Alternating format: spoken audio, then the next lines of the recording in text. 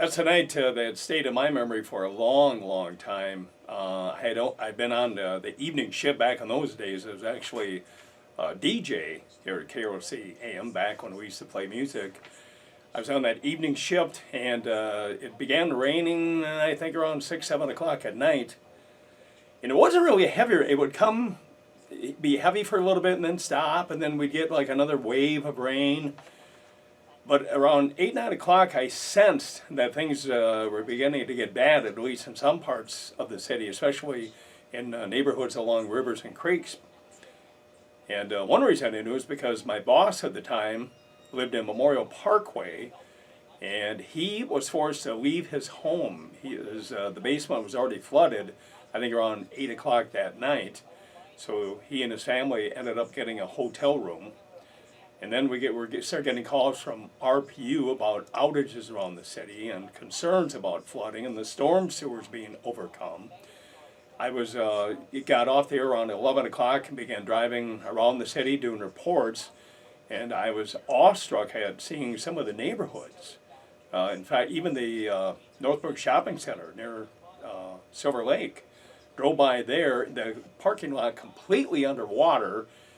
And I remember seeing a guy trying to get to his car. The water was up to almost the hood, and for some reason he was trying to get into the car to get something. And we did report throughout the night. Power began going out in much of the city periodically through the night. And by sunrise, KROC-AM was the only media still on the air at that time. Somehow we were able to keep our power going. We did have to actually do our show from the transmitter site because the downtown had lost power. And our announcer back then, Harley Flathers, was all by himself. We had no commercials, no music, just periodic reports from myself and others. But Harley held that microphone nonstop, I think, for like 8 or 9 hours before somebody else finally took over for him. But driving around, you could see Slattery Park, Memorial Parkway, the Soldiers Field area. As I said before, wherever these creeks and streams were, that's where all of the damage was. The Slattery Park neighborhood especially hit hard. And we had a report early in the morning that the Mailwood Dam blew out. And what actually happened is the Zumbro out there was so much water, it actually punched its way through the road leading up to the bridge that goes over the dam. And then that gush of water just roared all the way into the city, and that's what affected many of the neighborhoods. And then about a day or two later, I had a kind of a personal note. My boss, who had mentioned, who lives in Memorial Parkway, about a week before the flood, I bought a brand new stereo system, fairly expensive, and he was going to calibrate it, and he needed my speakers there to do that. I'll never forget, we go to his house to begin cleaning up and see how bad the damage is. I open up the basement door, there was still water in the basement, and one of my speakers went floating by, and I'm thinking, this is a loss for me, but compared to what these other people lost, and there were hundreds of people who were absolutely devastated by this flooding, their basements and homes and motor vehicles and whatnot. And that was my loss, and I just said, I think I can handle this compared to what these other people are going through, including my boss.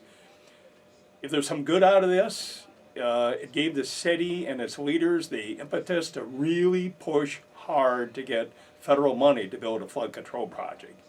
And it was a couple of years later that voters approved a sales tax so that the city would pay a portion of this project, which has never been done before in any other community in the whole country. And the voters approved it, sales tax money began rolling in, and the work began on that flood control project that to this day has protected all of these neighborhoods from what we saw back in 1978. For anyone living in Rochester in 1978, the summer of that year was unforgettable, and of course what occurred on July 5th was what made it all so memorable. I was lucky enough to live on the northwest side of town in the Elton Hills neighborhood, unaffected by the floods. But it was maybe a mile away where devastation occurred along the Zumbro River. I remember the day before the flood actually occurred, the strange cloud formations, greenish clouds, I think that was all a shared memory of all of us, and how ominous it looked, and the unbelievable amounts of rain that fell. And while the rain was really, really heavy in Rochester, it was way heavier south of the city, and that really was what caused the problems.